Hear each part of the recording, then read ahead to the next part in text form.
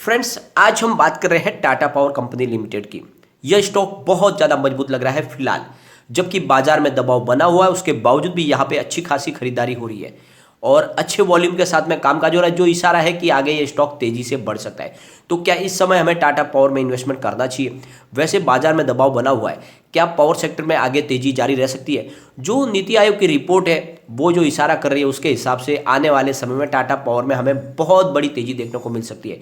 तो क्या इस समय इन्वेस्टमेंट के बारे में सोचा जा सकता है? लेकिन दूसरी तरफ बाजार में दबाव है, तो हमें क्या स्ट्रेटेजी अपनानी चाहिए? क्या इन्वेस्टमेंट करना चाहिए या फिर धीरे धीरे करके इन्वेस्टमेंट करना चाहिए? तो सारी संभावनाओं को तलाशेंगे इस वीडियो के माध्यम से। आने वाले समय में क्वार्टर 3 का रिजल्ट देखने को मिलेगा। रिजल्ट कैसा रह सकता है उसके बारे में जानेंगे इस वीडियो के माध्यम से। पिछले दिनों का उसका प्रदर्शन कैसा है टाटा पावर का, वो भी जानेंगे। और आगे क्या संभावना बन रही है, इसका लॉन्ग टर्म और शॉर्ट टर्म टारगेट क्या जानेंगे। क्या यह आने वाले समय का एक बड़ी मल्टीबैगर है? जिस तरह से पिछले एक साल इसने शानदार लोगों को रिटर्न दिया है, क्या आने वाले समय में ऐसे ही रिटर्न जारी रह सकता है? तो सारी संभावनाओं को तलाशेंगे इस वीडियो के माध्यम से। लेकिन फ्रेंड, उससे पहले अगर आप पहली बार हमारे चैनल पे आए तो चैनल को सब्सक्राइब कर दीजिए, एक बेल आइकॉन दबा दीजिए ताकि जब भी नया वीडियो बने पहला नोटिफिकेशन आपको मिले। वीडियो पसंद आए तो लाइक शेयर जरूर कीजिए। चलो फ्रेंड, वीडियो स्टार्ट करते हैं। मैं हूं आपका दोस्त SB दवे और हमारे अपने चैनल ऑनलाइन कमाई में आपका बहुत बहुत स्वागत है। फ्रेंड्स, जब टाटा पावर की प्राइस 80 रुपीज़ से लेकर 90 रुपीज़ के आसपास थी, तब से मैं आपको सजेस्ट कर रहा हूँ कि टाटा पावर में आपको इन्वेस्टमेंट करना चाहिए। बहुत ही अच्छा इसने रिटर्न दिया है, लोगों को मालामाल कर दिया है। लेकिन ये स्टॉक यहाँ पे रुकने वाला नहीं, इसकी रफ्तार आगे बहुत बाकी है। अभी ये स्टॉक बहुत दौड़ेगा। तो आज के कारोबार की बात करेंगे। पहले स्टॉक ओपन हुआ 245 पर, लो 244 का है, हाई 250 का है। फिलहाल स्टॉक 248 पर है, करीब 0.020% डाउन पर है, यानी फ्लैट ट्रेड कर रहा है स्टॉक। लेकिन बाजार में दबाव बना हुआ है। अगर बात करें इसके BSE के वॉल्यूम की, तो करीब 18,79,000 का वॉल्यूम हुआ। सामने 8,02,000 की डिलीवरी उठाई गई है। डिलीवरी का परसेंटेज 42.71% है। अगर हम NSE की बात करें तो NSE में करीब 1,63,73,000 का वॉल्यूम 12 बजे तक हो चुका है और सामने करीब 44,80,000 की डिलीवरी उठाई गई है। डिलीवरी का परसेंटेज 27.37% है। तो अच्छा खासा दोनों एक्सचेंज में कामकाज हो रहा है। अगर इसके वॉल्यूम को एनालिस करें तो पिछले एक महीने पहले इसका 3 करोड़ का वॉल्यूम था, 1 वीक पहले 4 करोड़ का वॉल्यूम हुआ, कल भी इसका 4 करोड़ का वॉल्यूम होता। आज लगभग 12 बजे तक 2 करोड़ का वॉल्यूम हो चुका है। यहाँ पे अगर बायर सेलर के आंकड़े हम देखें तो बायर यहाँ पे करीब 23,65,000 है, लेकिन सेलर 42,11,000 है, यानी स्टॉक में दबाव बना हुआ है। थोड़ी सी और गिरावट भी हो सकती है अगर बाजार में ऐसे ही नरमी जारी रही तो। अब बात करेंगे हम टाटा पावर की। तो टाटा पावर एक अकेली ऐसी बड़ी कंपनी है जो नॉन फॉसिल फ्यूल्स और फॉसिल फ्यूल्स दोनों में काम करती है।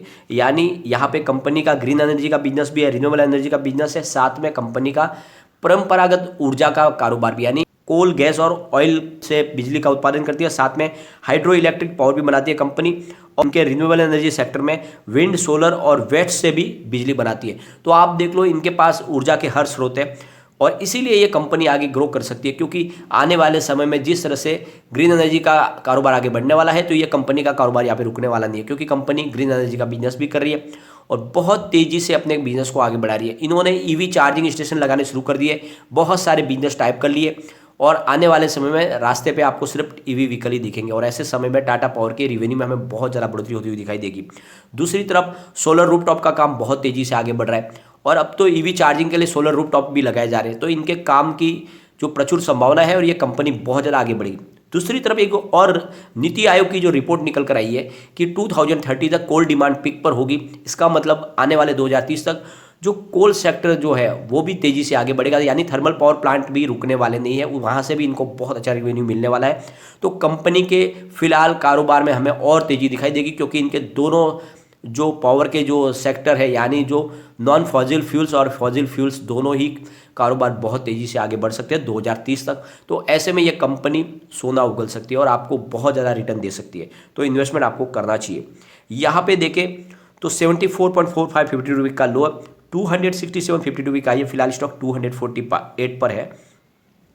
यहाँ पे अब आप देख लो तो GPL की टेक्निकल रिसर्च एसोसिएट है मलय ठक्कर, उनकी तरफ से टारगेट दिए गए हैं टाटा पावर को लेकर। उनका कहना है कि इस समय आपको टाटा पावर खरीदारी करनी चाहिए और उन्होंने 248 की बाइंग प्राइस दी है और इन्होंने 230 पे स्टॉप लॉस लगाने के लिए कहा है कि आपको 248 जो भी फिलहाल करंट प्राइस चल रही है उस पर आपको इस समय इन्वेस्टमेंट करना चाहिए स्टॉक के अंदर, और इस पर स्टॉप लॉस 230 का जरूर लगा ले।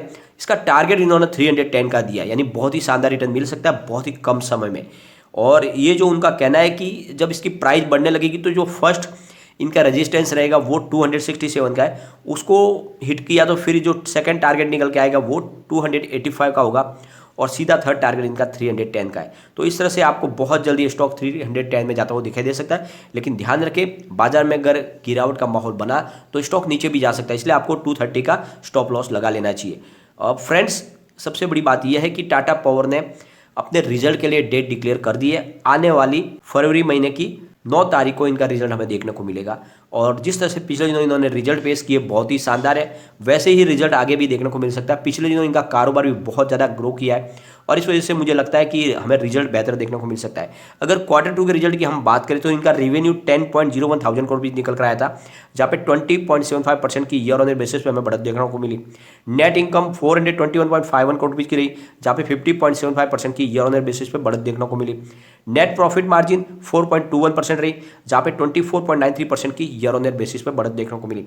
तो सारे आंकड़े बहुत ही ज़्यादा पॉजिटिव है और इसका जो रिजल्ट इस बार आएगा वो इससे भी बेहतर हो सकता है। अगर इनके रिवेन्यू को देखें तो पिछले सितंबर 2020 में 8,290 करोड़ रुपीस का था, दिसंबर 2020 में 7,598 करोड़ रुपीस का रिवेन्यू था और यहाँ पे अगर देखें मार्च 2021 की बात करें तो 10,127 तक पहुँच गया इनका रिवेन्यू। जून 2021 में 10,132 करोड़ रुपीस का रिवेन्यू और सितंबर 2021 में 9,810 करोड़ रुपीस का रिवेन्यू। तो पिछले सितंबर से इस सितंबर में रिवेन्यू में अच्छी खासी बढ़ोतरी हुई है, यानी कंपनी बिल्कुल प्रगति पे है। अगर इनके प्रॉफिट की बात करें तो सितंबर 2020 में कंपनी को 280 करोड़ रुपीस का प्रॉफिट हुआ था, दिसंबर 2020 में 248 करोड़ रुपीस का प्रॉफिट हुआ, मार्च 2021 में 393 करोड़ रुपीस का प्रॉफिट हुआ, जून 2021 में 391 करोड़ रुपीस का प्रॉफिट हुआ और सितंबर 2021 में 422 करोड़ रुपीस का प्रॉफिट हुआ। तो प्रॉफिट में भी जबरदस्त बढ़ोतरी हुई है, यानी कंपनी लगातार अच्छा प्रदर्शन कर रही है और आप देख लो प्रॉफिट लगातार बढ़ रहा है। लेकिन यहाँ पे जो दबाव है वो है आज बाजार में गिरावट जारी है, साथ में निफ्टी एनर्जी में भी आज हमें कमजोरी देखने को मिली, यानी 25,126 पर निफ्टी है, जहाँ पे 143 पॉइंट की गिरावट है, 0.57% गिरावट है निफ्टी एनर्जी में और इसी वजह से दबाव में टाटा पावर में भी थोड़ा देखने को मिल रहा है। देना चाहिए, अगर बाजार में गिरावट होगी तो सारे सेक्टर गिरेंगे, तो ऐसे में हमें गिरावट देखने को मिल सकती है, ये आपको ध्यान रखना है। तो थोड़ी थोड़ी करके ही खरीदारी शुरू करें। इसके रिटर्न को देखें तो पिछले 5 साल के हिसाब से इसने 217% का पॉजिटिव रिटर्न दिया है, 3 ईयर के हिसाब से 228% का पॉजिटिव रिटर्न है, 1 ईयर के हिसाब से 204% का पॉजिटिव रिटर्न है, 3 मंथ के हिसाब से जरूर यहाँ पे 2.93% की हमें गिरावट देखने को मिल रही है, 1 मंथ के हिसाब से 15.73% का पॉजिटिव रिटर्न है, 1 डे के हिसाब से 0.77% का पॉजिटिव रिटर्न है। तो पिछले 5 साल में मात्र हमें 3 मंथ के हिसाब से थोड़ी सी गिरावट देखने को मिली है, बाकी ओवरऑल इसने बहुत ही शानदार प्रदर्शन किया है। यहाँ पे इनकी पेयर्स कंपनी से तुलना करें तो टाटा पावर ने 190% का शानदार रिटर्न दिया पिछले 1 साल में, जबकि टोरंटो पावर ने 69.80% का ही पॉजिटिव रिटर्न दिया और CESC ने 33.06% का पॉजिटिव रिटर्न दिया। तो इस कंपनियों के मामले में, यानी इनके पेयर कंपनियों के तुलना में टाटा पावर नंबर 1 बन के निकली है, सबसे शानदार रिटर्न दिया है और ये बाजार का खिलाड़ी बना है इस मामले में। कम्युनिटी सेंटीमेंट स्टॉक के साथ में 86% बाई की कॉल है, 5% सेल की कॉल है, 9% होल्ड की कॉल है, यानी 100 में से 95% लोग इसको लेना पसंद कर रहे हैं। एक बार इसके पिवट लेवल को भी चेक कर लेते हैं।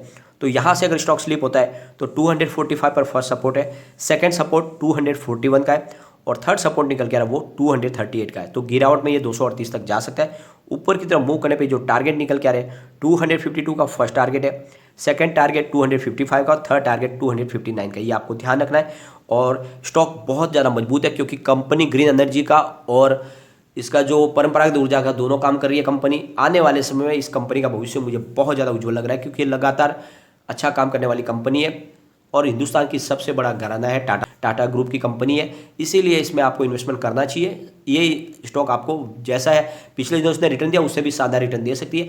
आने वाले 5 साल में हमारा जो टारगेट है, यानी 3 ईयर से 5 ईयर का हमारा जो टारगेट है वो 1000 रुपीज़ का है। हो सकता है उससे पहले भी आ जाए, लेकिन ये डेफिनेटली टारगेट आएगा तो 5 ईयर के साथ में आप निवेश कर ले, यह स्टॉक आपको मालामाल कर देगा। लेकिन फ्रेंड, कोई भी इन्वेस्टमेंट करने से पहले अपने फाइनेंशियल एडवाइजर से एडवाइस ले ले या अपना खुद का रिसर्च करें, क्योंकि मैंने वीडियो आपके एजुकेशनल पर्पज के लिए ही बनाया। वीडियो पसंद आए तो लाइक शेयर जरूर कीजिए और चैनल को सब्सक्राइब कर दीजिए। Thank you.